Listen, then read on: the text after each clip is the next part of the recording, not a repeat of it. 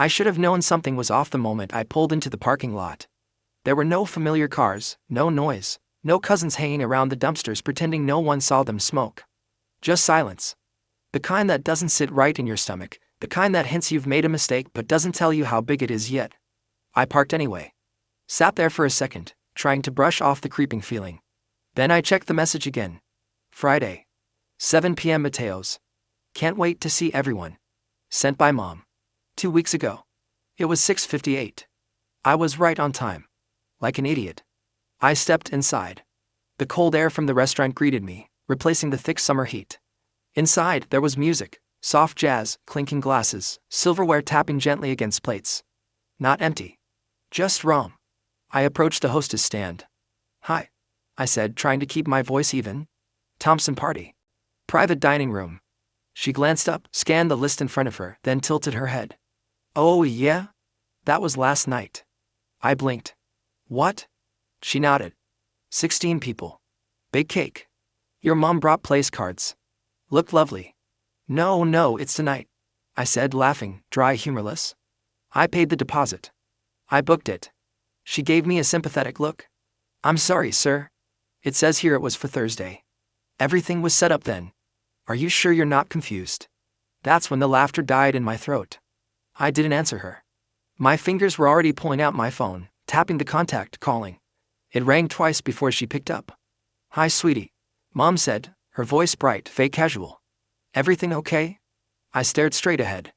Where is everybody? There was a pause. Then she laughed, light, dismissive. Oh honey, it was yesterday. We thought you weren't coming. But don't worry, we'll bring you leftovers. I froze. What? It was yesterday. She repeated, like it was no big deal. We'll bring you leftovers. Leftovers? For the dinner I paid for. For the family reunion I organized. Leftovers. Like I was a stray dog they forgot to feed on time. I didn't say goodbye. Just hung up. My hands shook, though I wasn't sure if it was from cold, rage, or just plain shock. I didn't yell. Didn't cause a scene. I just turned to the hostess and said, thank you, before walking out the door. I sat in my car for a long time. No engine running. No music. Just silence again, but this time it was heavier. Personal. I stared at my reflection in the windshield. The streetlights outside threw soft orange patches across the glass, and for a moment I didn't recognize the man looking back. Not sad. Not angry. Just empty. That's when the first text came in. Tina Lomeo. Bro. You seriously missed it. Classic. Don't worry, we saved you a roll face with tears of joy. I didn't reply. I didn't reply to the next 5 texts either. Or the one from Aunt Carol. Sorry you couldn't make it, Danny. We miss you, hope everything's okay. They missed me? I was the one who booked the damn room. I scrolled through my messages to Mom. I had texted her 3 days ago confirming the time. Still Friday, right? Her reply. Yep. Can't wait, 2 hearts. They all knew. They just didn't care. That's when something inside me shifted. I'd been humiliated, excluded, and treated like a footnote in my own story. But the worst part wasn't the dinner.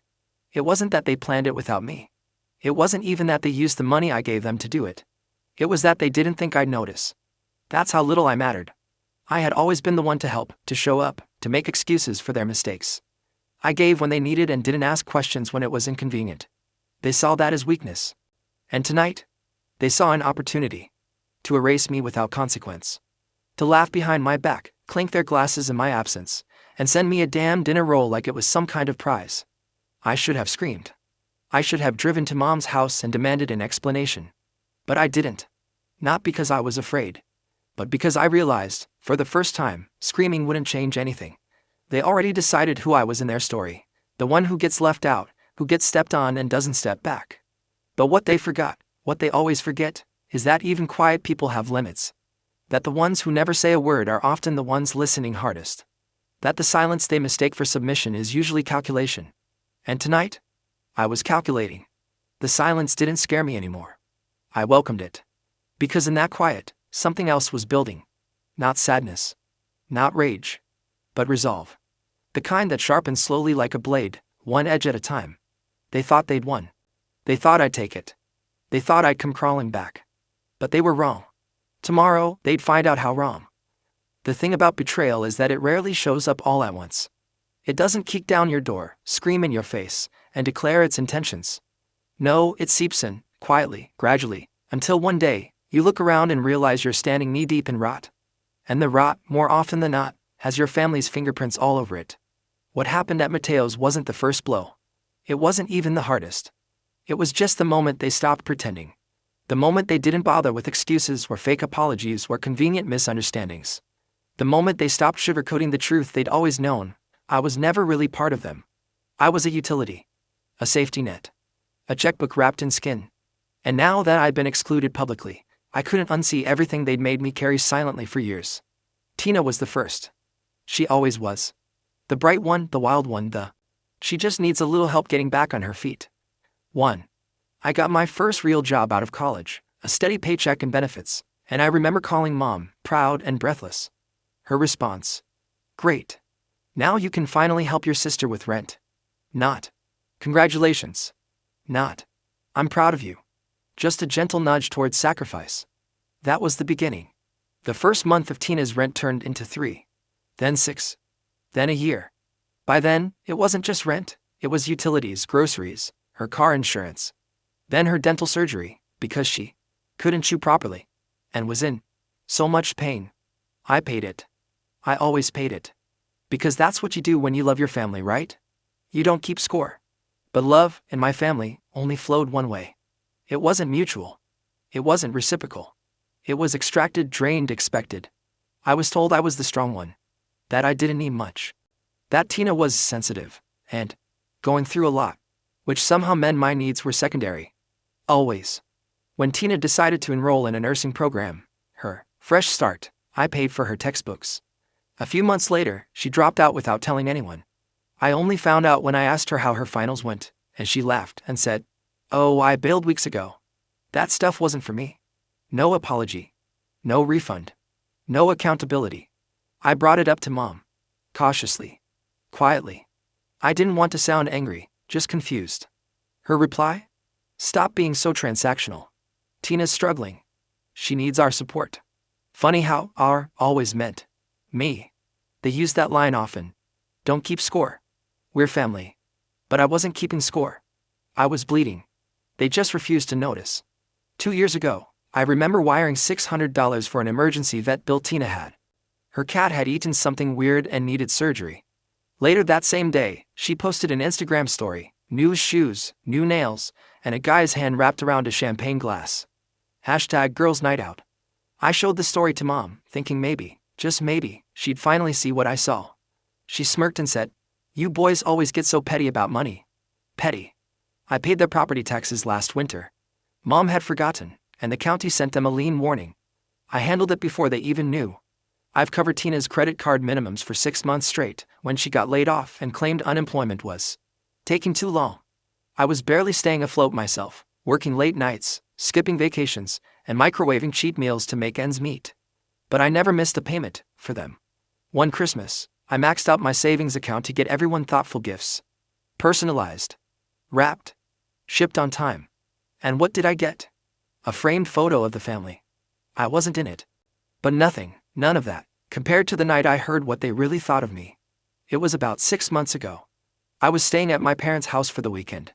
Tina had just hit another financial wall, overdraft her account again. This time, she needed $1,200. Said she'd pay me back. Swore up and down. I didn't even hesitate. Later that night, I went downstairs to get a glass of water. I heard voices in the living room: Mom, Dad, and Tina. I stopped in the hallway, frozen when I heard my name. Tina. He's so obsessed with being the martyr. It's pathetic. Mom. I know.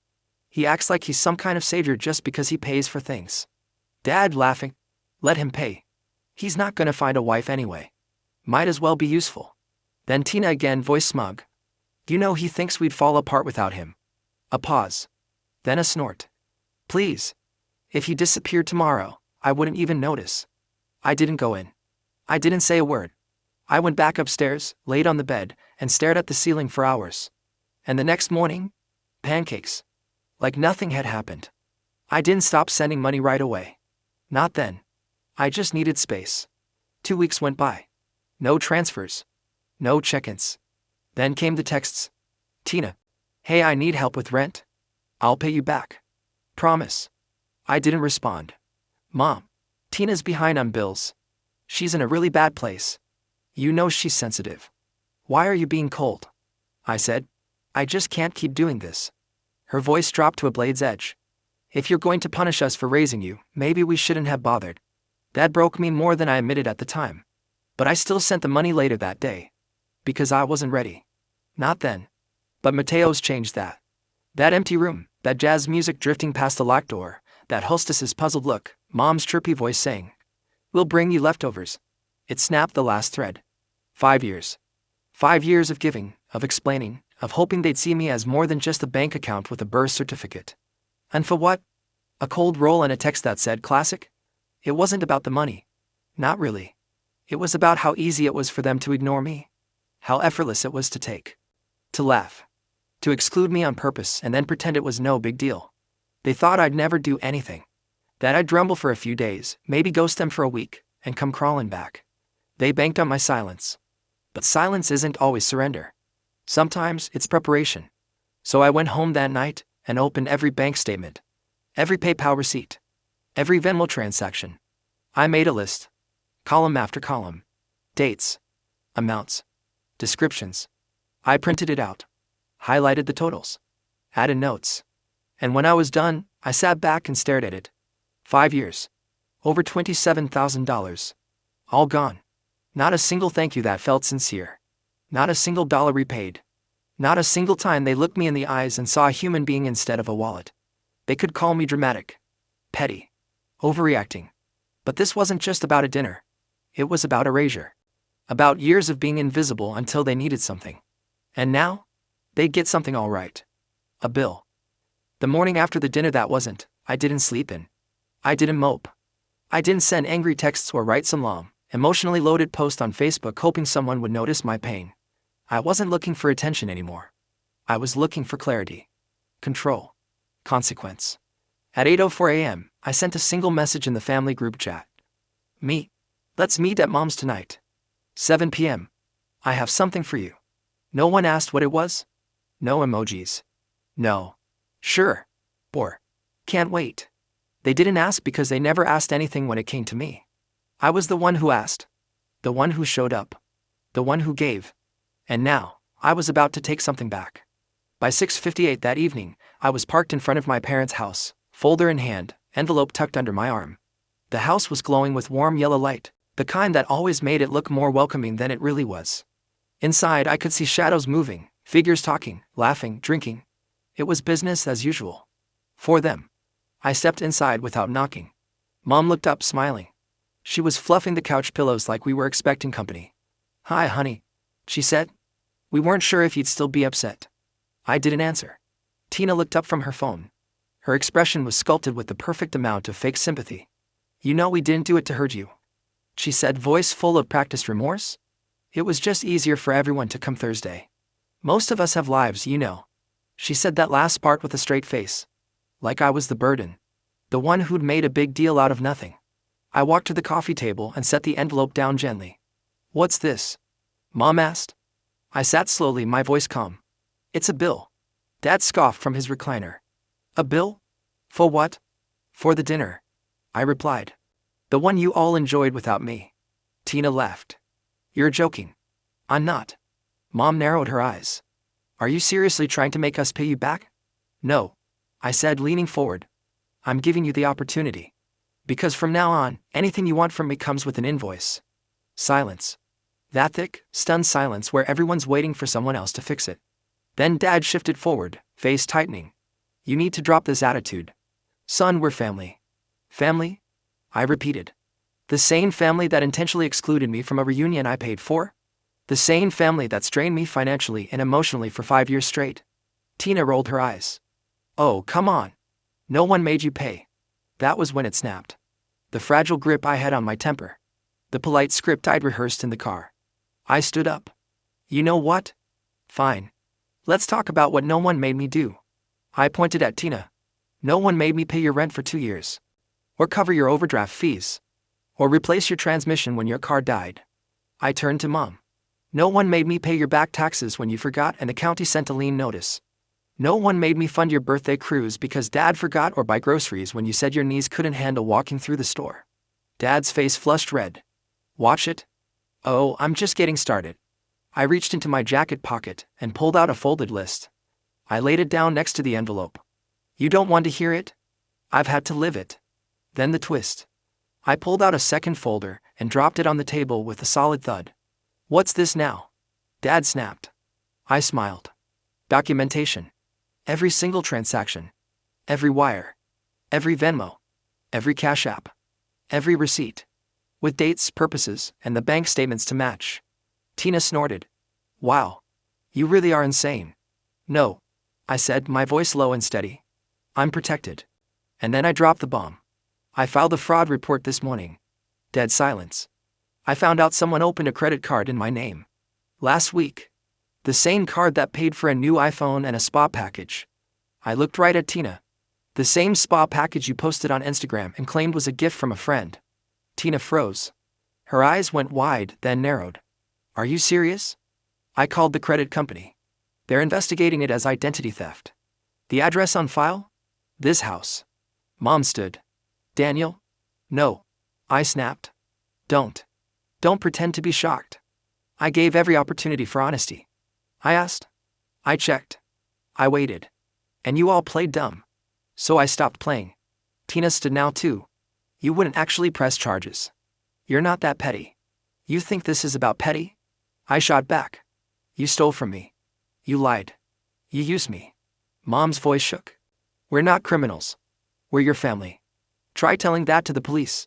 I said. They'll be here tomorrow. And just like that, the room exploded. Tina screamed. You're pathetic. Dad stood, fists clenched. You want to send your own sister to jail? I didn't flinch. You want me to keep playing the idiot forever? Mom started crying. Real, chest-heaving sobs. You're destroying this family. No, I said, stepping toward the door. I'm finally saving myself from it. And then the second twist. As I turned to leave, someone spoke. Quiet. Soft. Unassuming. It was Luke. My cousin. The quiet one. The one who always kept his head down at gatherings, never took sides. I'd like to pay my share, he said. Everyone turned to him. He cleared his throat. Of the dinner, I mean. It's only fair. And I know I should have said something. But they planned to leave you out. I was there when they joked about it. Said you'd be too dramatic. I'm sorry. I looked at him. For the first time that night I smiled. Thanks, I said. Then I walked out. The next morning, my phone rang at 8:17 a.m. private number. I picked up. Hi, is this Daniel Thompson?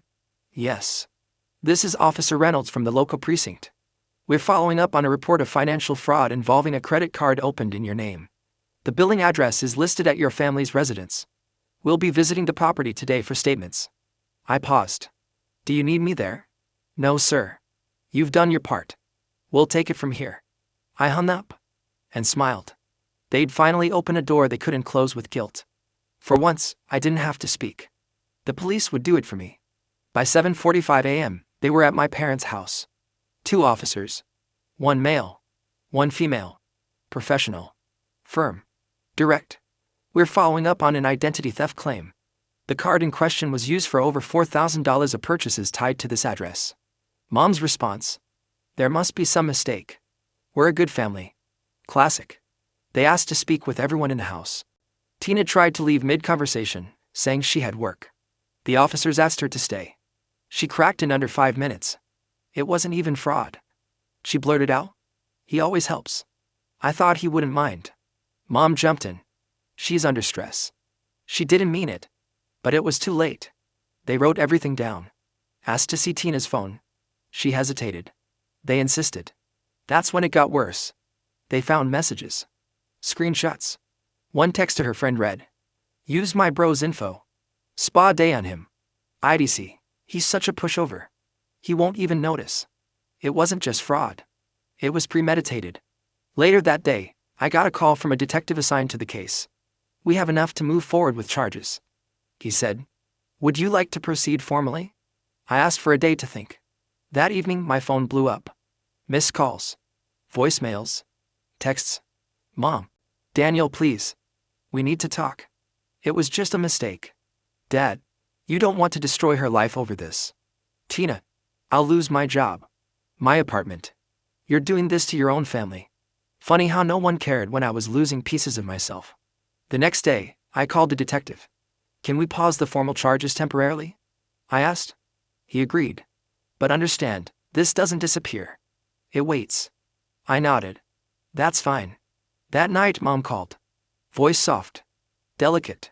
Coated in sweetness and guilt. If you really want to fix this, she said, come to the house. Let's talk. Face to face. Against my better judgment, I went. The second I walked in, I regretted it.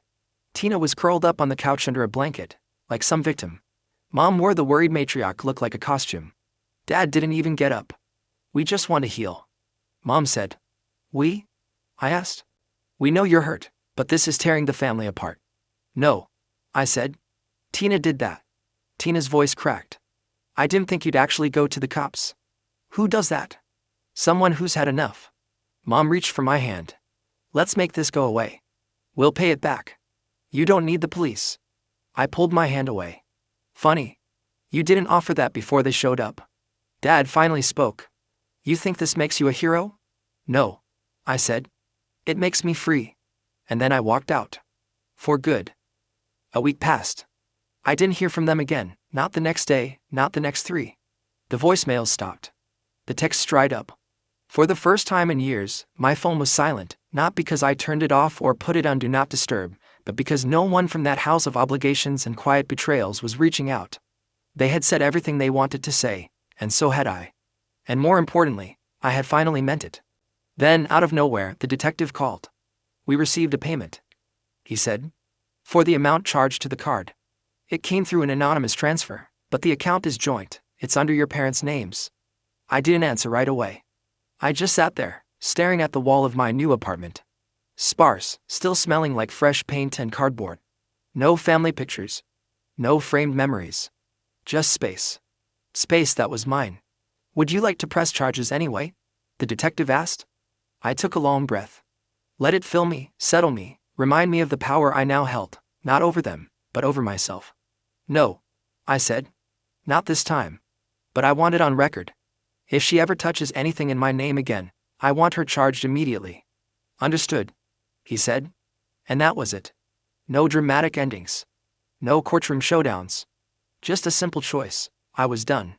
Not as an act of revenge, but as an act of release. I moved out of state 2 weeks later. A small town. Quieter. Kinder. I found an apartment with a friendly landlord and rent that was half of what I'd been paying back home. The air was different, lighter, cleaner, like it hadn't been tainted by years of being needed but never valued. My first weekend alone, I built furniture from flat boxes, listened to music I hadn't played since college, and went grocery shopping for things I actually liked. I cooked in silence. I cleaned without complaint. I woke up in the middle of the night not to the sound of my phone buzzing, but to stillness. And for the first time in more than a decade, I realized something strange. I wasn't responsible for anyone but me. I didn't owe anyone explanations. I didn't owe anyone rent or birthday cruises or emergency transfers. I didn't owe emotional labor to people who couldn't bother to call me unless they needed something. Then, 3 weeks into my new life, a letter arrived. No return address. Just a folded piece of paper inside, and a check. The note said, in uneven handwriting, I don't expect you to forgive me, but thank you for doing what I never had the courage to. Look. The check was for exactly half of the Mateo's dinner. I smiled. He didn't owe me anything, but he got it. The rest of them? I never heard from them again. Not for my birthday. Not for Christmas. Not even when Dad had surgery later that year. I only found out from a distant cousin's Facebook post, and even then I felt nothing. Not guilt. Not regret. Just confirmation, they were still who they were, and I was no longer required to participate. And you know what? Good. They finally learned what life without me felt like. And I finally learned how to live without them. People always say blood is thicker than water, but they forget the full quote. The blood of the covenant is thicker than the water of the womb. Meaning, the bonds we choose matter more than the ones we're born into. I learned that the hard way. The last time I saw their faces was the day I left that house with a folder in my hand and fire in my chest. Since then, not a word. And the silence, it used to feel like punishment. Now, it feels like peace. Like air. A few weeks ago, I ran into someone from back home at the checkout line of the hardware store. A girl I'd gone to high school with. She looked at me, tilted her head, and said, "Hey, didn't you used to be Tina's brother?" I paused. Smiled. "No," I said. "I didn't." Just like that. No shame. No hesitation. Because I'm not Tina's brother anymore. I'm not the good son. I'm not the bank. I'm not the backup plan. I'm me. And for the first time in 32 years, that's enough. They thought I wouldn't survive without them. That I'd come crawling back. That I needed their guilt, their passive-aggressive love, their mockery masquerading as concern. They were wrong. I don't need Sunday dinners where I sit in silence while they toast themselves. I don't need text messages that only arrive when a bill is late. I don't need to explain to anyone why I changed my number, why I moved, why I never showed up again. Let them wonder. Let them stew. Let them explain my absence to distant relatives and confused neighbors. Because deep down, they know. They pushed me out. And for once, I didn't beg to come back. You want to know the best part? They lost their control the second I stopped asking for love and started demanding respect. People like that, they'll throw the word family at you like a weapon. But the second you throw back a boundary, they call you selfish. Cold. Broken. I'm none of those things. I'm just finally not theirs anymore. We grow up being told that family is everything. That blood is thicker than water. That no matter how hard life gets, your family will be the ones who stand by you. But what happens when that promise is broken? What happens when the people who were supposed to protect you are the ones who quietly, systematically, hurt you the most? This story, of a man who gave endlessly to his family, only to be left out of a dinner he paid for, reminds us that love without respect is manipulation. That giving without boundaries turns you from a loved one into a resource. That being the strong one doesn't mean you're invincible. It often just means you're the easiest one to use. And the most important truth of all, you are allowed to walk away. For 5 years, Daniel, like many of us, believed that family loyalty meant sacrifice. He paid his sister's rent, his mother's taxes, and countless bills. He didn't keep a scoreboard. He didn't demand payback. He simply gave, hoping it would be recognized as love, hoping someone would notice that he was bleeding from every direction while everyone else just held out their hands. But no one did. Instead, they laughed behind his back, mocked his generosity, and used his name for credit fraud. The worst part? They didn't even think he'd notice. And that's the first lesson people will take from you as long as you let them. Kindness, without boundaries, is not noble, it's self-destruction in disguise. We like to think that if we're generous enough, forgiving enough, patient enough, the people around us will come to appreciate us. But the reality is, some people only learn to respect your absence, not your presence. Daniel's family never saw him. Not really. They saw what he could do for them. And the moment he was no longer convenient, they cut him out. No arguments. No warnings. Just silence and a dinner rose sent via text. So here's the second lesson. Love is not obligation. And loyalty should not cost your dignity. We are taught that saying no to family is cruel. That refusing to pick up the phone or decline help makes you cold. But sometimes, choosing yourself is the most radical form of love, because it means you're finally protecting the one person you were never taught to protect, yourself. Daniel didn't get revenge. He got clarity. He didn't scream or beg or threaten. He simply gathered receipts, spoke facts, and let truth do the talking. His power didn't come from yelling. It came from finally valuing his voice enough to speak. And when that didn't work, he let the law speak for him. This isn't just about one family. This is about how we let people treat us. About how long we stay silent, thinking if we're just a little more patient, things will change. But sometimes, change only comes when you walk away and let the structure collapse behind you. The silence Daniel gained at the end of his story wasn't empty. It was freedom. The absence of calls, of guilt, of obligation. It wasn't loneliness. It was clarity. It was proof that life doesn't have to be filled with constant emotional labor disguised as duty. That brings us to the next lesson. You don't owe your peace to the people who shatter it. Walking away isn't weakness. It's strength. It takes more courage to leave a toxic dynamic than to keep enduring it in silence. Because endurance feels noble. But true growth means recognizing when enough is enough. And sometimes, the most powerful sentence you'll ever say is, "I'm not yours anymore." Daniel's story teaches us that boundaries are not barriers. They're doorways to peace. That you don't need to be loved by people who don't respect you.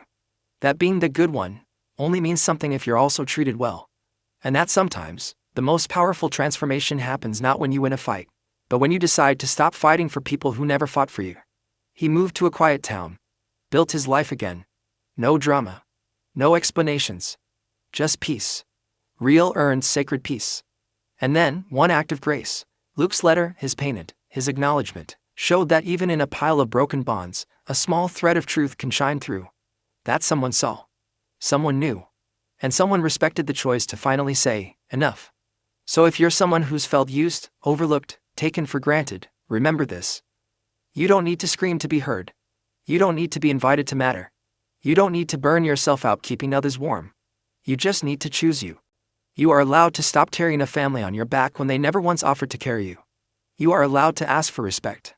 You are allowed to walk away and not look back. You are allowed to rebuild your life, quietly, proudly, peacefully, without asking permission. Because at the end of the day, healing isn't about who comes back to apologize. It's about finally realizing you don't need them to. And that's freedom.